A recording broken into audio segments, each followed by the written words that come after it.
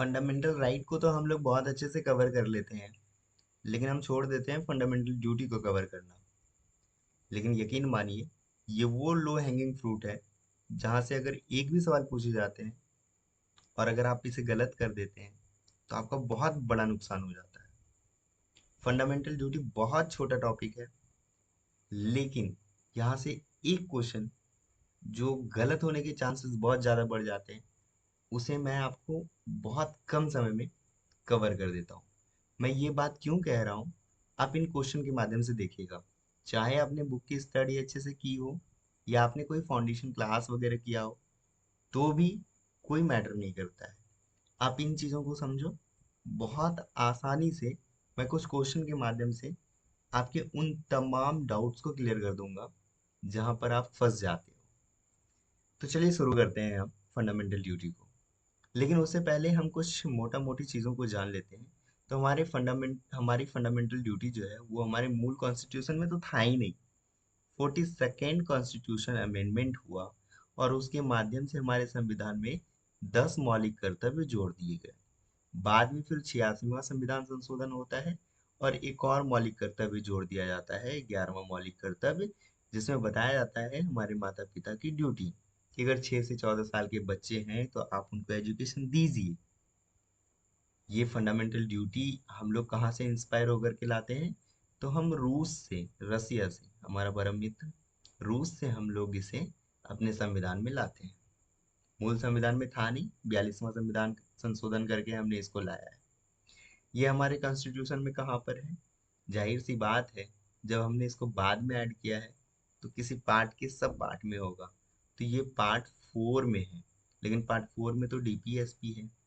तो पार्ट 4 के ए में हम इसको लिखते हैं, हमारी फंडामेंटल ड्यूटी है। ओके। आर्टिकल क्या है?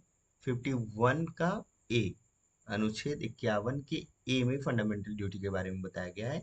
11 फंडामेंटल ड्यूटी अभी हमारे कॉन्स्टिट्यूशन में है, लेकिन शुरू में 0 था। 42nd के बाद हमने 10 ऐड किया और फिर जाकर के 86 के माध्यम से हमने 11वां फंडामेंटल ड्यूटी ऐड किया है। इन सवालों को देखते हैं जहां से आप क्वेश्चन को गलत कर सकते हैं। उन तमाम बिंदुओं पर हम बात करेंगे, लेकिन पहला क्वेश्चन लेते हैं कि स्वर्ण सिंह समिति। चलिए, मैं आपको बता ही देता हूँ कि एक कमेटी बनी, स्वर्ण सिंह समिति। ठीक है। इन्होंने रिकमेंड किया कि हमारे कॉन्स्टिट्यूशन में फंडामेंटल ड्यूटी भी होनी चाहिए। तो स्वर्ण सिंह समिति की सिफारिश से हमारे कॉन्स्टिट्यूशन में फंडामेंटल ड्यूटी को लाया गया। कब लाया गया? यहाँ पर हमने लिख दिया है। कितना लाया गया वो भी लिख दिया है, और बाद में फिर कौन सा वाला आया वो भी हमने बता दिया है। बढ़ते हैं आगे और दूसरा क्वेश्चन देखते हैं। यकीन कीजिएगा, आप इन सवालों को जैसे जैसे सॉल्व करेंगे आपका कॉन्फिडेंस बढ़ता जाएगा। फंडामेंटल ड्यूटी के एक भी सवाल आपके गलत नहीं होंगे। तो दूसरा क्वेश्चन है कि भारतीय संविधान के अंतर्गत निम्नलिखित में से कौन सा मौलिक कर्तव्य नहीं है? आप कैसे जानोगे कि कौन सा मौलिक कर्तव्य है, कौन सा नहीं है? आप अपना आप अपना दिमाग का इस्तेमाल करोगे, है ना? क्या दिमाग का इस्तेमाल करोगे? कोई दिमाग का इस्तेमाल होगा ही नहीं भाई। जो 11 लिखे गए हैं एग्जैक्ट वर्ड टू वर्ड, वो आपको ध्यान में रहना ही चाहिए। क्योंकि अगर नहीं रहेगा तो आप अपना दिमाग चला लेना, भले ही आप सवाल को गलत कर दोगे। इसलिए मैं कह रहा हूँ। पहला है कि लोक चुनाव में मतदान करना। आपको लगता है कि ये होना चाहिए ड्यूटी या है ड्यूटी? है ड्यूटी तो अलग बात है, लेकिन क्या ये होना चाहिए? बिल्कुल होना चाहिए था।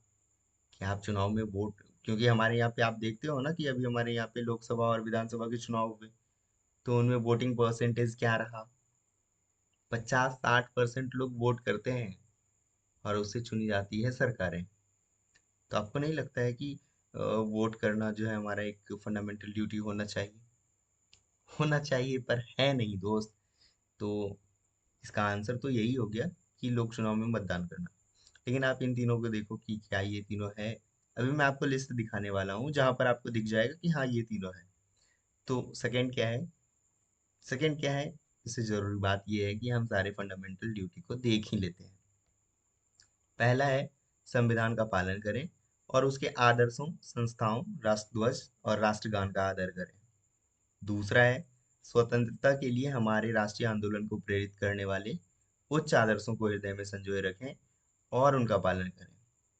अगला है, भारत की प्रभुता, एकता और अखंडता की रक्षा करें और उसे अक्षुण्ण रखें। अगली फंडामेंटल ड्यूटी है, देश की रक्षा करें और आह्वान किए जाने पर राष्ट्र की सेवा करें। पांचवी ड्यूटी है कि भारत के सभी लोगों में समरसता और समान भ्रातृत्व की भावना का निर्माण करें, जो धर्म, भाषा और प्रदेश या वर्ग पर आधारित सभी भेदभाव से परे हों, और ऐसी प्रथाओं का त्याग करें जो स्त्रियों के सम्मान के विरुद्ध हों, लाइक सती प्रथा एंड ऑल। अगली ड्यूटी है, हमारी सामाजिक संस्कृति की गौरवशाली परंपरा का महत्व समझें और उसका परीक्षण करें। अगला है, प्राकृतिक पर्यावरण की, जिसके अंतर्गत वन, झील, नदी और वन्य जीव आते हैं, इसकी रक्षा करें और इनका संवर्धन करें और प्राणी मात्र के प्रति दया भाव रखें। मैं इस चीज को घेर रहा हूँ, ठीक है। मैं बाद में बताऊंगा कि इसको मैंने ऐसे राउंड क्यों किया। अगला देखिए, वैज्ञानिक दृष्टिकोण, मानववाद और ज्ञानार्जन तथा सुधार की भावना का विकास करें। एक और पॉइंट है जिसे मैं घेर रहा हूँ, और वो पॉइंट है कि सार्वजनिक संपत्ति को सुरक्षित रखें और हिंसा से दूर रहें। 10वीं ड्यूटी है कि व्यक्तिगत और सामूहिक गतिविधियों के सभी क्षेत्रों में उत्कर्ष की ओर बढ़ने का सतत प्रयास करें। ये लाइन अपने आप में ही बहुत ब्रॉड लाइन है, जिससे राष्ट्र निरंतर बढ़ते हुए प्रयत्न एवं उपलब्धि की नई ऊंचाई छू सके। आप देखोगे ना, आप इस चीज को अपने हिसाब से अपने दिमाग का इस्तेमाल करना, और आप बहुत सारी चीजों को एलिमिनेट कर दोगे। क्या लिखा हुआ है कि व्यक्तिगत और सामूहिक गतिविधियों के सभी क्षेत्रों में उत्कर्ष की ओर बढ़ने का सतत प्रयास करें। अब सारा हॉलिस्टिकली सब चीज इसमें कवर हो जा रहा है, ठीक है। तो उन क्षेत्रों में हमें आगे बढ़ने का हमेशा प्रयास करना चाहिए। क्यों करना चाहिए?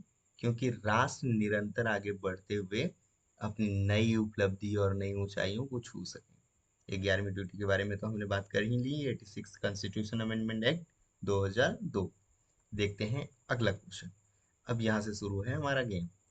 कौन सा एक मौलिक कर्तव्य? नहीं है। राष्ट्रगान का सम्मान अभी हमने पढ़ा, हाँ ये है। प्राकृतिक पर्यावरण वातावरण की रक्षा करना है, ये है, बिल्कुल है। अभी हमने पढ़ा था ना, नदी, झील, वन जीव और वन। सार्वजनिक संपत्ति की सुरक्षा करना, बिल्कुल ये भी है। राष्ट्रीय महत्व के स्मारकों और स्थानों की रक्षा करना, क्या ऐसा वर्ड हमने पढ़ा? नहीं। एज इट इज ऐसा वर्ड हमने पढ़ा ही नहीं। जब पढ़ा ही नहीं, तो यही तो हमारी फंडामेंटल ड्यूटी नहीं होगी ना। अगला सवाल देखते हैं। भारत की प्रभुता, एकता और अखंडता की रक्षा करें और उसे अक्षुण्ण रखें। ये किसके उपबंध में बताया गया है? आप बता दोगे? आप देख लो आप किस लेवल के क्वेश्चन को सॉल्व कर रहे हो। आरएएस के क्वेश्चन को, आईएएस के क्वेश्चन को आप सॉल्व कर रहे हो। होना तो चाहिए यूपीएससी, पर आईएएस के सवाल को आप सॉल्व कर रहे हो, ठीक है। एक यहाँ पर स्टेटमेंट है, क्या है कि अ, आप क्या कीजिए कि ऐसे उदात्त विचारों की कदर कीजिए और अनुसरण कीजिए जिनसे स्वतंत्रता का हमारा राष्ट्रीय संघर्ष प्रेरित हुआ। भारत के संविधान के किस अंश से उपबंध है? अभी हमने पढ़ा है ना एक फंडामेंटल ड्यूटी, यहाँ पर, यहाँ दूसरा, कि स्वतंत्रता के लिए हमारे राष्ट्रीय आंदोलन प्रेरित करने वाले उच्च आदर्शों को हृदय में संजोए रखें और उसका पालन करें। क्या वो यही लाइन है? आप देखिए, सीएपीएफ के सवाल को आप सॉल्व कर रहे हैं, कहाँ पर है ये? फंडामेंटल ड्यूटी में है। अगला सवाल देखते हैं कि वो भारत के नागरिक के मूल कर्तव्य के रूप में किसकी गणना नहीं की गई है? वो कौन सी चीजें हैं? अब आप इसमें देखो, इसमें से तीन तो होगा जो फंडामेंटल ड्यूटी में है, एक नहीं होगा। आपको वही एक खोजना है। सार्वजनिक संपत्ति, पब्लिक सेफ गार्ड, पढ़ा है? हाँ है। प्राकृतिक पर्यावरण, बिल्कुल है। वैज्ञानिक मनोदशा तथा जांच पड़ताल की भावना का विकास करना, बिल्कुल ये भी है। पर हमने अंतर्राष्ट्रीय शांति और सुरक्षा से रिलेटेड कोई भी चीजें पढ़ी है? नहीं पढ़ी है। तो यही तो नहीं है ना, बाकी तीन तो है। तो ये हमारा आंसर हो गया कि अंतर्राष्ट्रीय शांति और सुरक्षा को बढ़ावा देना, ये हमारी फंडामेंटल ड्यूटी नहीं है। और इस तरह से आपने सीडीएस के सवाल को बहुत आराम से हल कर लिया। अगला क्वेश्चन देखते हैं। ये क्वेश्चन, इसे मैं बाद में डिस्कस करूं तो क्या ठीक रहेगा? हाँ, बिल्कुल, बाद में ही इसको डिस्कस करेंगे तो ठीक रहेगा, क्योंकि इस सवाल में अपने आप में बहुत सारी कैच है।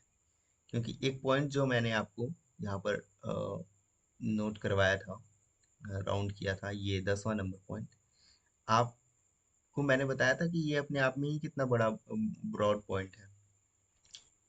तो इसी पॉइंट को हम लोग ध्यान में रखेंगे और इस सवाल में हम सोचेंगे। आगे बढ़ते हैं, अभी इसको हम होल्ड पर रखते हैं इस सवाल को।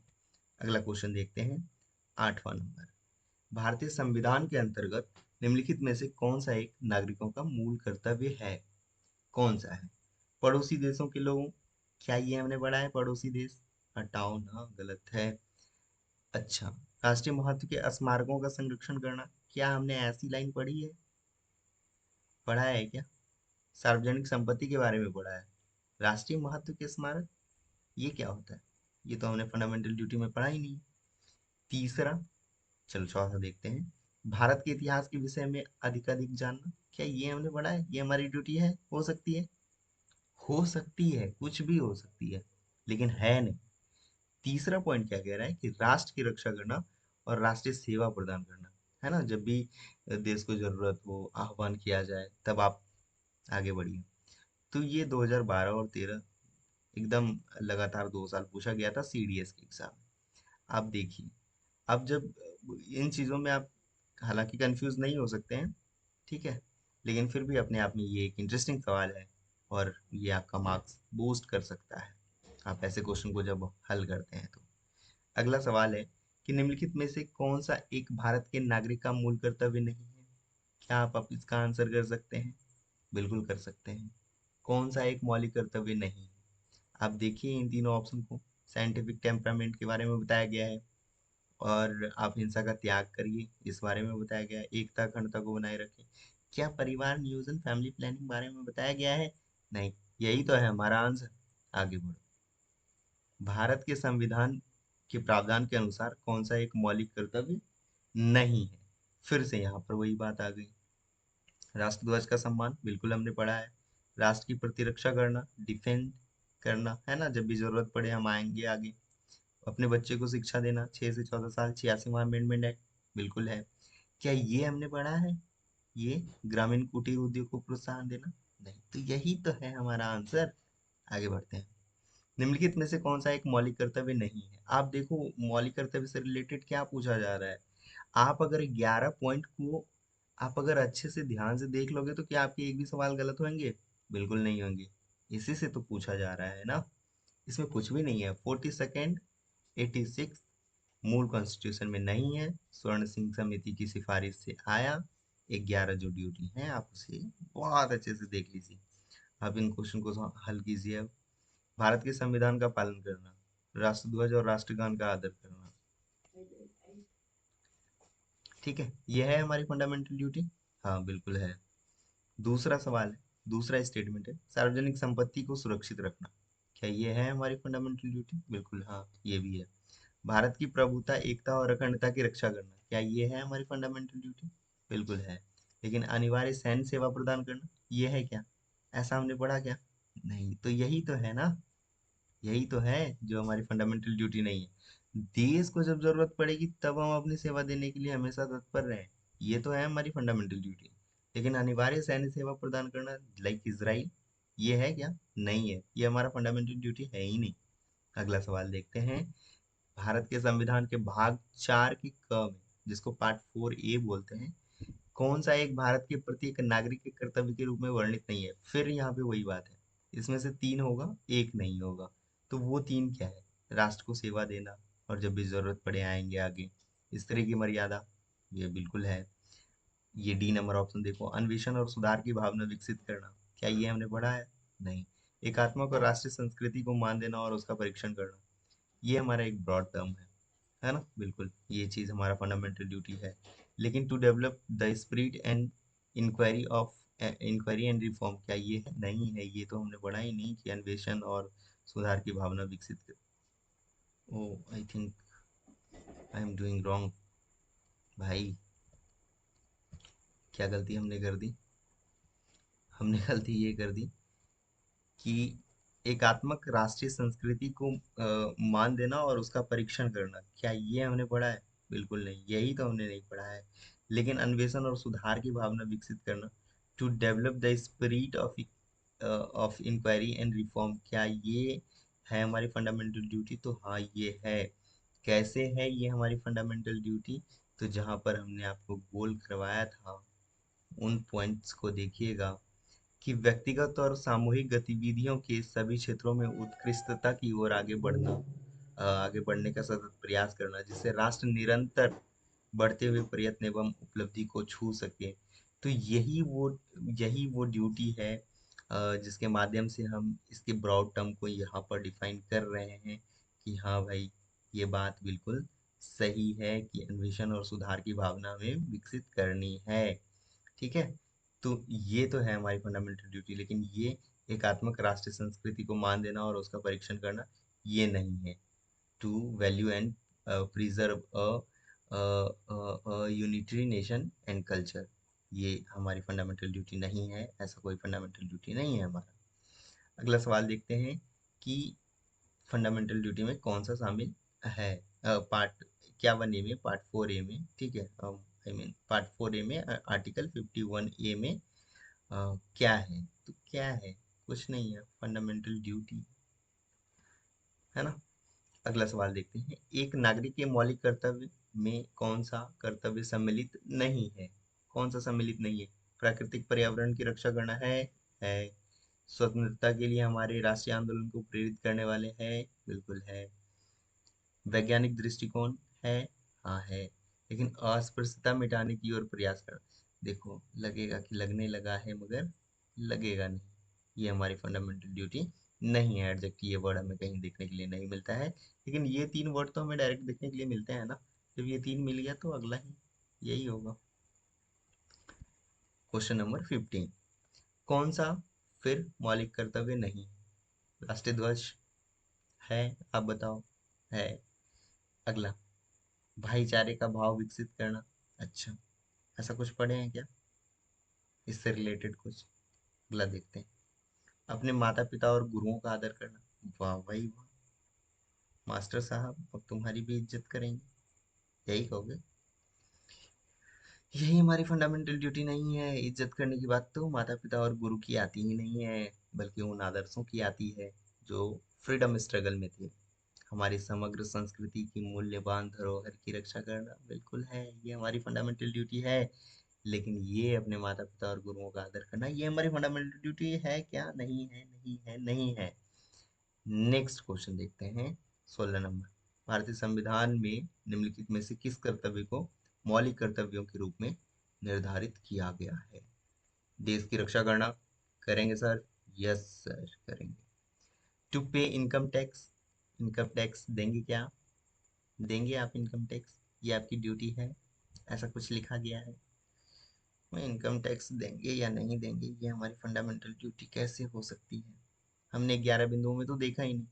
लेकिन हमारी सामाजिक संस्कृति की गौरवशाली परंपरा का परीक्षण, ये तो हमने पढ़ा है। हाँ, ये तो है हमारी फंडामेंटल ड्यूटी। सार्वजनिक संपत्ति की सुरक्षा करना, to safeguard the public property, बिल्कुल ये भी है। तो मतलब ये दो हमारा नहीं होना चाहिए। दो कहाँ पर है? इन तीनों में हमें दो दिख रहा है, मतलब ये तीनों हमारा ऑप्शन नहीं हो सकता है। सो माई आंसर इज 1, 3 एंड 4, ये हमारा आंसर हो गया। आप देख रहे हो, आप आईएएस के सवाल को सॉल्व कर रहे हो। ठीक है। 17वां नंबर क्वेश्चन देखते हैं, किसकी संस्तुति पर, किसकी? स्वर्ण सिंह समिति भैया, फंडामेंटल ड्यूटी पढ़ रहे हैं हम। कौन सा, कौन सा सही है फंडामेंटल ड्यूटी से रिलेटेड? 42nd right. देखा है ना, हमने पढ़ा है अभी। 2002 में कौन सा जोड़ा गया? कोई तो जोड़ा गया, और वो तो 11वां है। I mean both are correct. ठीक है। नेक्स्ट क्वेश्चन है कि मौलिक कर्तव्य के संबंध में कौन सा एक सही नहीं है? अच्छा, कौन सा एक सही नहीं है? ओ, भारत के संविधान का एक अंश नहीं था मूलतः बिल्कुल ये बात सही है। अभी हमने बात की थी कि शुरू में तो हमारे कॉन्स्टिट्यूशन में फंडामेंटल ड्यूटी था ही नहीं। ये सही है। सार्वजनिक संपत्ति की रक्षा करना और हिंसा का त्याग करना, बिल्कुल ये भी हमारी फंडामेंटल ड्यूटी है। रीट के माध्यम से प्रवर्तनीय, अभी तो हमने बात की थी कि इन्फोर्सेबल नहीं है ना, इसे लागू नहीं किया जा सकता है, लागू करने योग्य नहीं है। बिल्कुल ये बात तो सही है, नहीं है लागू करने योग्य, लेकिन इन्हें विधि की वैधानिकता निर्धारित करने के लिए प्रयुक्त नहीं किया जा सकता। यही तो गलत बात है, यही तो गलत बात है। किया जा सकता है ना भाई, है ना। क्या कह रहा है, इन्हें विधि की वैधानिकता निर्धारित करने के लिए प्रयुक्त नहीं किया जा सकता है, कैसे नहीं, कोई कोई लॉ इससे रिलेटेड है कि नहीं है। आप कॉन्स्टिट्यूशन का जब आप उसकी व्याख्या करते हो तो आप उनमें कॉन्स्टिट्यूशन के उन तमाम तत्वों को लेते हो, है ना। आप किसी चीज को इग्नोर कैसे कर सकते हो, यही तो बात थी ना हमारे फंडामेंट हमारे प्रियम्बल को लेकर के, जिसमें केशवानंद भारती का एक जजमेंट आया था कि ये जो हमारा प्रियम्बल है वो हमारा संविधान का पार्ट है या फिर नहीं है ना। अपने आप में वो कोई मायने नहीं रखता है, लेकिन आप उस चीज को किसी चीज के साथ जोड़ करके तो उसकी व्याख्या कर सकते हो ना। संविधान का दायरा बहुत बड़ा है दोस्त। तो इन्हें विधि की वैधानिकता निर्धारित करने के लिए प्रयुक्त नहीं किया जा सकता, ये अपने आप में एक गलत स्टेटमेंट है। किया जा सकता है। कोई लॉ किस प्रकार का है नहीं है, अगर आप उस चीज को डिफाइन कर रहे हो तो बिल्कुल किया जा सकता है ना इसके माध्यम से। हाँ, इन्फोर्सेबल नहीं है इसका मतलब ये थोड़ी है कि आप इस चीज से किसी और चीज की व्याख्या ही नहीं कर सकते हो, है ना। ये बहुत बहुत बड़ा दायरा है, और बेसिक स्ट्रक्चर का जो दायरा है वो तो अपने आप में खुद एक बड़ा चीज है। जब बेसिक स्ट्रक्चर खुद डिफाइन नहीं है तो आप देखिए ना, आप कैसे कह सकते हैं कि कोई चीज से आप किसी चीज की व्याख्या कर कॉन्स्टिट्यूशन की व्याख्या कर सकते हैं या फिर नहीं कर सकते हैं। बिल्कुल कर सकते हैं, फंडामेंटल ड्यूटी से भी कर सकते हैं, डीपीएसपी से भी कर सकते हैं, प्रियम्बल से भी कर सकते हैं, फंडामेंटल राइट से भी कर सकते हैं। अब इन तमाम चीजों से कर सकते हैं। बढ़ते हैं अगले सवाल पर, बहुत कम सवाल है अब, घबराना नहीं है दोस्त, बहुत कम समय ले रहे हैं लेकिन बहुत इंपॉर्टेंट चीज कवर करवा रहे हैं। आपको 11 फंडामेंटल ड्यूटी याद करने की और जरूरत ही नहीं पड़ेगी, आपको इन्हीं में से सवाल दिख जाएंगे कैसे होते हैं, कहाँ पे। ठीक है। भारतीय ओके, सॉरी, संविधान में नागरिकों के मूल कर्तव्यों की व्यवस्था 42वें संविधान संशोधन के द्वारा की गई थी। अब भैया ये किसको नहीं पता होगा जी। 1976 में, 4-2-6 1976, 44वां वाला 1978, उसमें से 44वें वाले में क्या है स्पेशल, बहुत ही स्पेशल, आपके संपत्ति से रिलेटेड है ना। 44 वाला 78 में यार, 4 4 8, जिसमें कि आपका फंडामेंटल राइट से हटा करके किस चीज को, संपत्ति के अधिकार को हटा करके उसको एक लीगल राइट बना दिया गया था। क्वेश्चन नंबर 21 देखते हैं कि किस संविधान संशोधन के तहत नागरिकों के 10 मौलिक कर्तव्य थे, बताना पड़ेगा। भारतीय संविधान में उपबंधित मौलिक कर्तव्य को प्राप्त नहीं है, क्या नहीं प्राप्त है। अच्छा, अब यहाँ पर देखो आप इसमें अपना दिमाग लगाओ। मॉरल पावर होगा क्या भाई, मूल कर्तव्य खुद अपने आप में मॉरल है ना। नैतिक अनुशक्ति नहीं है क्या, मॉरल पावर तो है। मॉरल पावर किसको बोलते हैं, जो चीज बहुत बेहतरीन वाली चीज हो, जो कि आइडियोलॉजी वाली चीज हो, है ना। नहीं है क्या राष्ट्र ध्वज का सम्मान करना, अगर आप नहीं करोगे तो क्या क्या हो जाएगा। उसके लिए अलग प्रोविजन है दोस्त।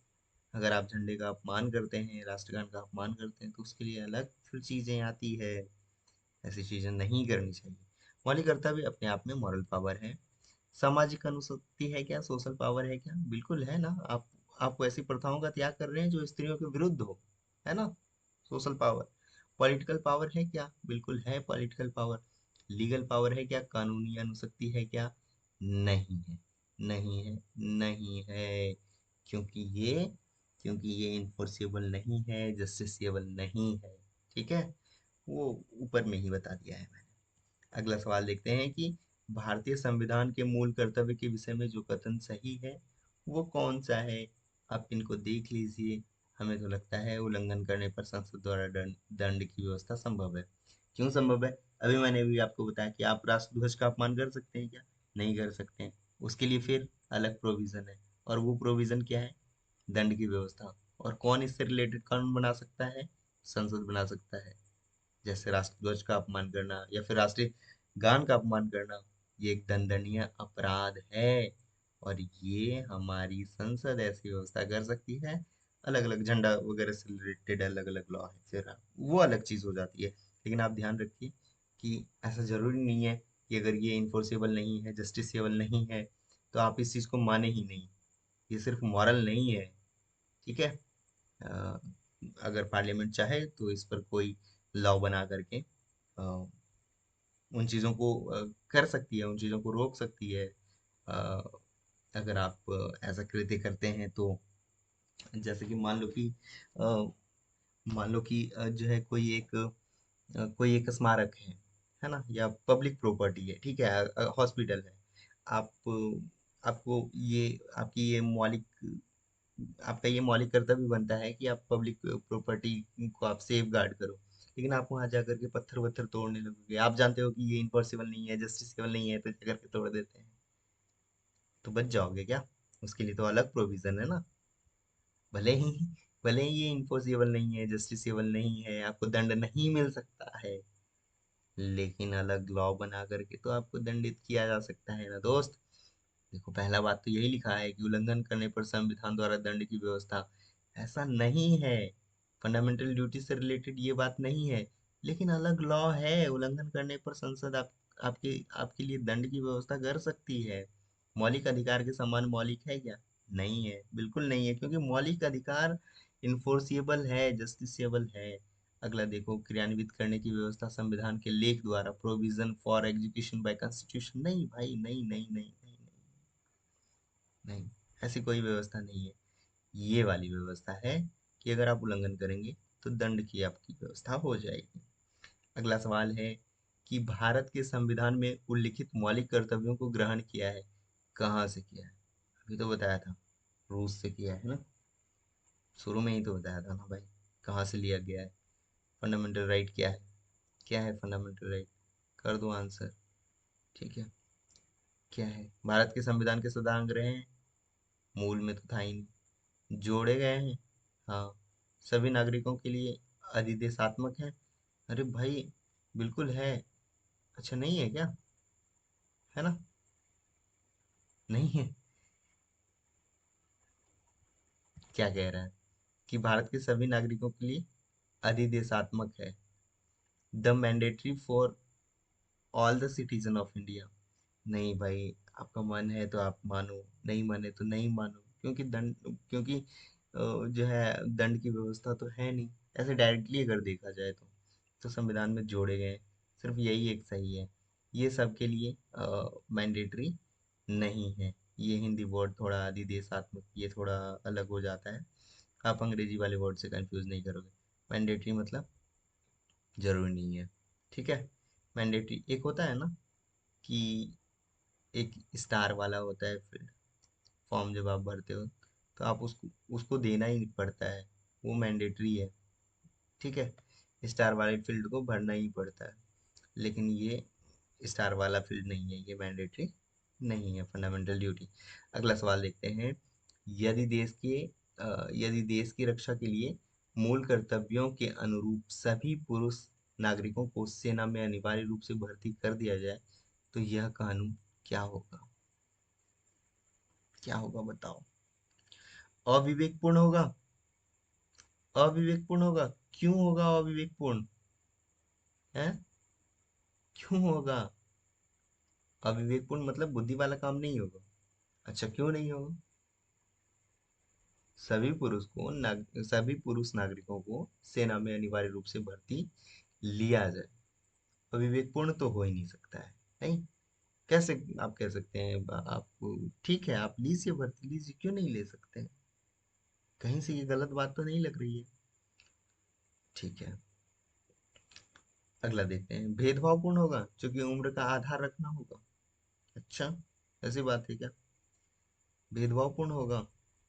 नहीं भाई, ऐसा कुछ नहीं है। जरूरत पड़ेगा तो सबको भर्ती ले सकते हैं। भेदभावपूर्ण भी नहीं है। क्यों? क्योंकि इसमें सबों की बात की गई है, सारे पुरुषों की बात की गई है। लिंग के आधार पर भेदभावपूर्ण माना जाएगा कि आप महिलाओं को नहीं ले रहे हैं, आप पुरुषों को सिर्फ ले रहे हैं? क्या ऐसी बात हो सकती है क्या? देखो, ये बहुत अपने आप में बहुत कॉन्सेप्चुअल नेचर का सवाल हो जाता है। लेकिन फिर आप देखते हो यहाँ पे आप यूपीएससी के क्वेश्चन को सॉल्व कर रहे हो, 99 के क्वेश्चन है। संविधान के किसी भी प्रावधान के प्रतिकूल नहीं होगा। सही बात है। अच्छा, कैसे सही बात है? आप इस चीज के बारे में थोड़ा मनन कीजिए। क्या मनन कर सकते हैं? सेना में अगर हमें भर्ती लेनी है तो फंडामेंटल ड्यूटी में हमें क्या बताया गया है सेना से रिलेटेड? कि अगर जरूरत पड़ी तो देश की सेवा के लिए हम अपने आप को समर्पित करने के लिए तैयार हैं। ये हमारी फंडामेंटल ड्यूटी है। मेरी एक इंडिविजुअल फंडामेंटल ड्यूटी ये बनती है, और आपकी भी बनती है, हम सबों की बनती है। तो ये अविवेकपूर्ण नहीं होगा, भेदभावपूर्ण नहीं होगा, लिंग के आधार पर भी भेदभावपूर्ण नहीं माना जाएगा। ठीक है। पर बात यह है कि संविधान के किसी भी भाग पर इसका कोई प्रतिकूल प्रभाव भी नहीं पड़ने वाला है ना? अगर सबकी भर्ती ले भी ली जाए तो क्या ही प्रतिकूल प्रभाव पड़ेगा? ये तो अच्छी बात है ना कि हम अपने देश की सेवा के लिए आगे बढ़े हुए हैं। इसराइल वगैरह जैसे देशों में होता है कि वहाँ पे लोगों को सेना में कुछ सालों के लिए भर्ती होना ही पड़ता है। ठीक है। अगला सवाल है, और ये आखिरी सवाल है आई थिंक। हाँ ठीक है। तो फंडामेंटल ड्यूटी से रिलेटेड निम्नलिखित में से कौन सा कथन सही नहीं है? कौन सा सही नहीं है, आप यहाँ से देखो। किसी विशिष्ट कर्तव्य का पालन करना संविधानिक कानून क्षेत्र में आता है और इसे न्यायालय निश्चित करता है। ठीक है। अस्पष्ट विधियों की व्याख्या के लिए उनका उपयोग किया जा सकता है। बिल्कुल, अभी तो हमने बात की थी ना कि कैसे नहीं व्याख्या करेंगे किसी चीज को लेकर के, कर सकते हैं। उन्हें संवैधानिक प्रक्रिया से ही बढ़ाया जा सकता है। ठीक है, सही बात है। उन्हें परमादेश द्वारा प्रभावी बनाया जा सकता है। अच्छा, ये आपने रीट के बारे में कहाँ पे सुना है? फंडामेंटल राइट के बारे में सुना है ना? तो फंडामेंटल ड्यूटी से इसका कोई संबंध होगा क्या? परमादेश मतलब ये रीट वाला चीज है, मैंडेमस इसको बोलते हैं ना आई थिंक। इंग्लिश में मैंडेमस ही बोलते हैं शायद। उन्हें परमादेश द्वारा प्रभावी बनाया जा सकता है। नहीं भाई, फंडामेंटल ड्यूटी की चीज है तो रीट वाली चीज क्यों आएगी फंडामेंटल राइट वाली चीज? बाकी ये तीनों सही है, मतलब ये तीनों सही है। ये सही नहीं है कि उन्हें परमाणु देश द्वारा प्रभावी बनाया जा सकता है। तो हमने लगभग 27-26 क्वेश्चन हमने देख लिए फंडामेंटल ड्यूटी से रिलेटेड। और जो तमाम चीज़ें हैं इसमें से हमें देखना होगा कि हमें किस देश से लिया है हमने, और हमारे यहाँ पे कितनी ड्यूटी हैं, कब कब कौन कौन सी ड्यूटी आई और कौन कौन सी ड्यूटी है। अगर आपने इस लिस्ट को, 11 लिस्ट को 11 बार देख लिया ना, और सच में बता रहा हूँ, आपने इस वीडियो को एक भी बार देख लिया और 11 ड्यूटी को 11 बार देख लिया, तो आप इससे रिलेटेड एक भी सवाल को गलत नहीं करोगे।